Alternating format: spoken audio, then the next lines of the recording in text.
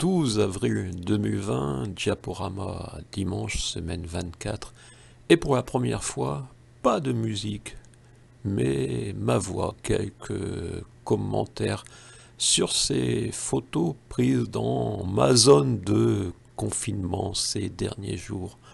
30 nuances de pissenlit. Et oui, les pissenlits continuent à pousser malgré le coronavirus. Ce n'est pas une information. Les pissenlits, un jour nous mangerons les pissenlits par la racine, cette vieille expression.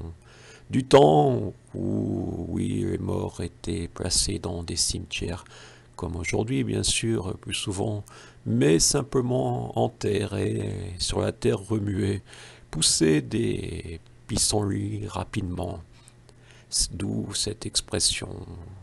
On peut la dédier à ceux qui voudraient qu'après le déconfinement, on travaille plus. Il faudra faire des efforts, selon Monsieur Bruno Le Maire, qui nous rappelle un peu Édouard Balladur. Il faudra faire des sacrifices, des efforts, des sacrifices. Oui, le MEDEF nous en demandera.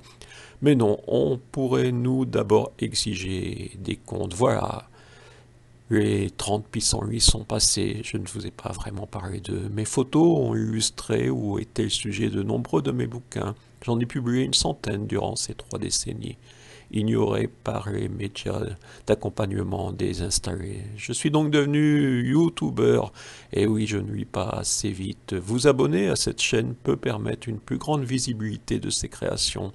Le nombre des abonnés est important, visiblement, pour YouTube. Vous abonner ne signifie pas approuver l'ensemble de mes propos, comme pour moi, interviewer ne signifie pas approuver les propos de mes interlocuteurs. L'écrivain, pour moi, est un témoin de son époque, depuis quelques générations d'un monde qui disparaît. Les diaporamas précédents, oui, Montauban, des Annes, Montaigu, Golfech, Sayac, Gaillac, La Ramière et bien d'autres. Voilà, mon cul en Quercy blanc est le centre d'une chaîne YouTube. Vous voyez encore défiler, même Cahors, Toulouse, et quelques livres, les cariotes. L'envie d'être écrivain et la réalité, les villages doivent disparaître. Et voilà, je vous dis merci.